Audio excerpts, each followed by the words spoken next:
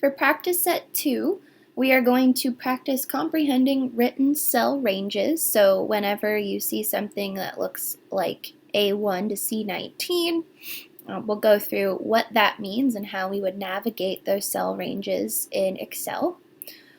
I'll show you guys how to use Excel formulas and functions, perform calculations with a fixed cell reference. The important part is the fixed part. We haven't used a fixed cell reference yet. And then we're also going to practice organizing data and performing different calculations in tables. So I'm going to follow this set of instructions in the video. So if you want to read them, that probably would be good before going into this, so that way you know what we're doing. As far as some background information, we have 18 subjects who participated in a graded exercise test, during which their heart rate was recorded every 20 seconds. Subjects were divided into groups of 6 based on a randomly assigned pedal rate protocol. So what we are going to do is find or calculate the normalized heart rate values and then create tables of the average heart rates attained for each protocol for each time point, as well as calculating standard deviations for the same set of values. This is what our data look like. In column A, we can see our subject ID numbers. They're repeating 1 through 6 for each of the protocols or pedal rates that people participated in. We have in column C their maximum heart rate that was attained during the graded exercise test. And then each of the following columns is the heart rate that was collected every 20 seconds. So if I scroll through this, you can see we've got a lot of time points because we collected heart rates every 20 seconds over 20 minutes. So I like giving this as an example, that way you can practice some of your keyboard shortcuts when you're highlighting different chunks of information. Now, the first thing that we're doing in this practice set is copying and pasting so that we can, or copying and pasting from this original table so that way we can do our normalizing calculations. I've given you guys the cell range A1 to C19. So from A1, if I click in this cell, you can see what what the pathway to that cell is. So A1, column A, row 1. And I wanted you guys to copy from A1 to C19. So if I click and drag, you can see I've now been A1 to C19. Okay? So I'm going to copy those and then paste them into cell A22. So column A, row 22. And I'm just doing my command C for copy, command V for paste. I then want you to copy D1 to BL1. So D1 would be column D, row 1. BL1 just happens to be the very last column that has a time point in it. So what I want you to do is, if you're on a Mac, you're using the Command key. If you're on Windows, you're using Control. You're going to do Shift, Command, and then press the right arrow on your keyboard, and that will take you all the way down here so you're not scrolling. I know, it's magical. So then you can do Command C, paste it in D22, and now we've basically recreated this initial data table, but now we have it set up so that we can do our normalizing calculations. So normalizing data, we usually will do this so that all of our subjects end up being similarly related to one another. If we do a normalized heart rate off of a person's maximum heart rate, then we can express the workload or the work rate that somebody's doing by a percentage of their maximum heart rate. And then we don't have to worry about people having different maximums, people being at different fitness statuses or whatever. Okay? So the way that we're going to calculate or normalize our heart rate is we're going to go from each subject. We're going to take the heart rate that was collected at that given time point, and then we're going to divide it by the maximum heart rate multiplied by 100, and that would give us the percentage of their maximum heart rate that they were working at. We've already talked about how we might do a mathematical equation. So whenever we're calculating something, we always have to start with an equal sign. I'm going to do a cell reference for the subject 1 in the low pedal rate for their heart rate at time point 0. I want to divide that by their maximum heart rate and then multiply it by 100, so that way I end up with a percentage. So I press enter. I can see that I've now calculated. I'm going to reduce this to 2 decimal places so that the numbers don't get super crazy. But I've now created a somewhat repeatable formula. Okay. Now, before I can copy this, I wanted to show you guys how to create a fixed cell reference. So currently, if I double click in here, we can see that I'm taking the heart rate at time point 1 for subject 1 in the low pedal rate category and dividing it by their maximum heart rate. Now, when you're in Excel, if you copy to the right, what happens is your cell references will shift the number of cells you have copied across. So I copied 1 cell to the right. You'll notice this red box, which represents the maximum heart rate originally, shifted to the right, and the time point also shifted to the right. I don't necessarily want this to happen because my maximum heart rate for that one subject is going to have to be the same every single time point. So what we can do is, I'm going to delete that. Back in this first cell that we did our calculations in, what I want to do is freeze this cell reference. The blue one, that box needs to move every time point so that I'm using the appropriate heart rate at each time point, but the maximum heart rate needs to stay the same. So when I'm copying to the right, the row or the column references shift. If I want to fix a column, all I have to do is put a $sign in front of the column portion of my formula. If I wanted to freeze a row, as when we're copying downwards, then I would want to put a $sign in front of the row reference, which is the number. For right now, I'm just going to keep it as the column reference. And then what I can do is from here, I can just copy that formula all the way until we get to the 20th time point. If I chose any random cell in here, it should show like this one. It would be this 17, or the heart rate collected at 1740 for my subject 1, divided by the maximum heart rate that we identified back at the front of our data. Okay. What I'm going to do from here is copy this down, and I'm definitely going to go too far. Maybe not far enough. Yeah, okay. Just because I couldn't see where my labels were.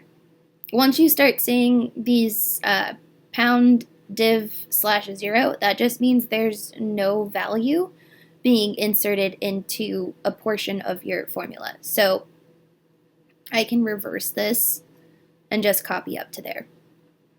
Okay. If I wanted to make this a little bit easier on myself, I could highlight column D, go to view, and then I can choose to freeze the panes. So that way you see this like darker line showed up here. When I scroll, it only moves things to the right of where I just froze the cells. But if we wanted to check to make sure that this formula worked for all of these data points, let's say I want to look at the low PR subject 6 at time point 1.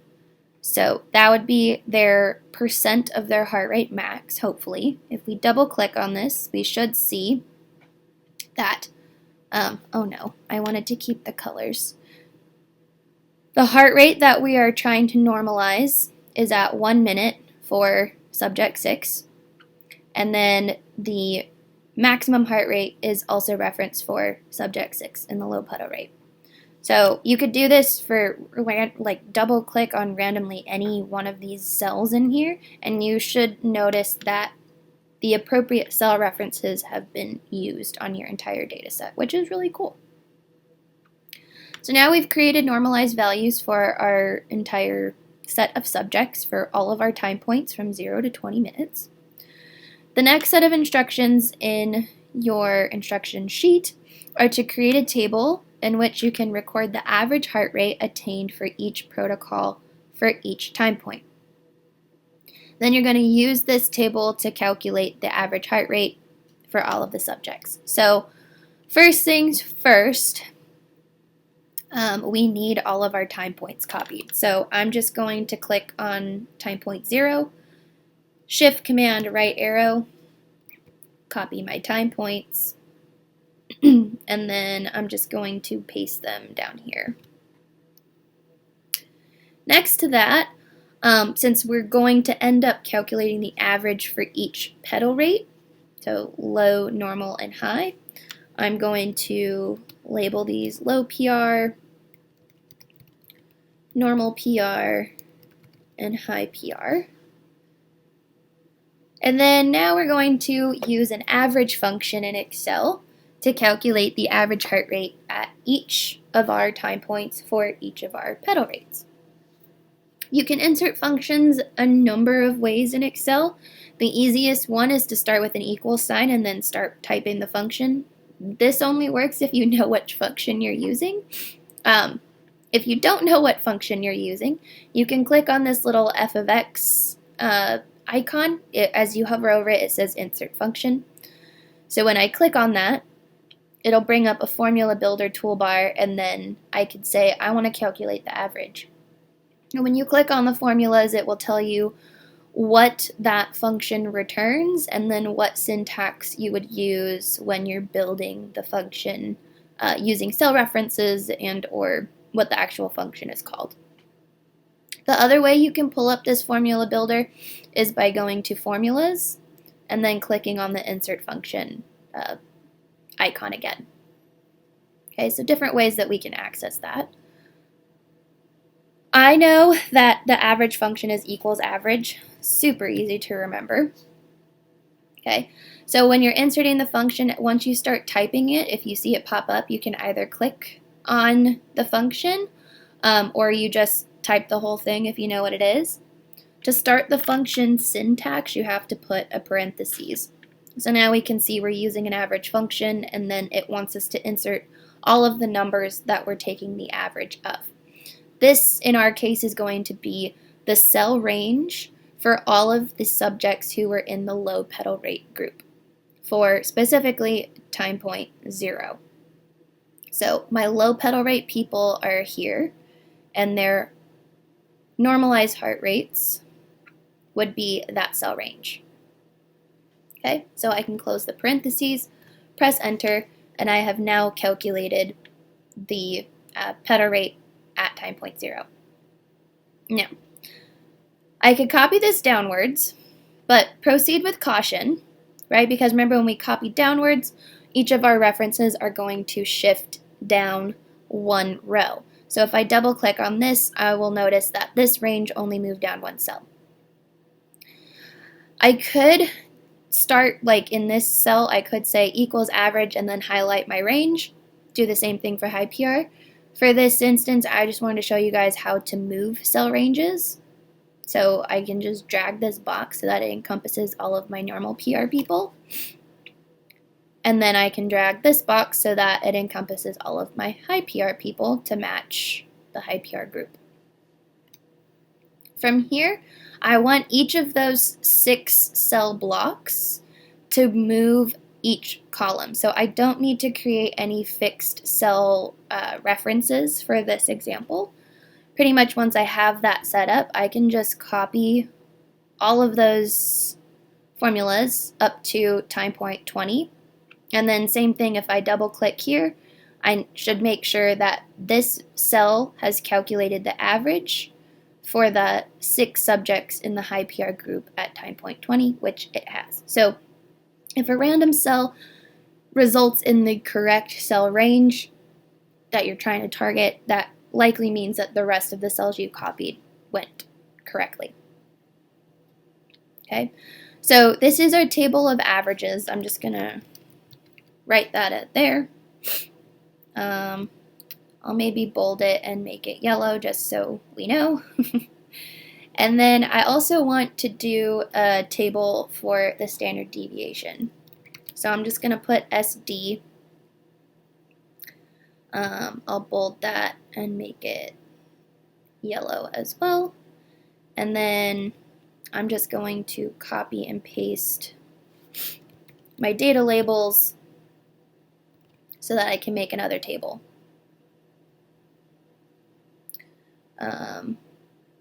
Whoops, I'm going to undo that because it didn't take me back to the front of my spreadsheet. Paste. There we go. First, the standard deviation function. Again, you can either go to the formula builder and search it. The standard deviation function is equals stdev. This would be a standard deviation for a population parameter. This would be a standard deviation for a sample. The regular stdev is the standard deviation calculation for a sample, so since we're oftentimes working with samples in this class, that's just the formula that I typically will have you use.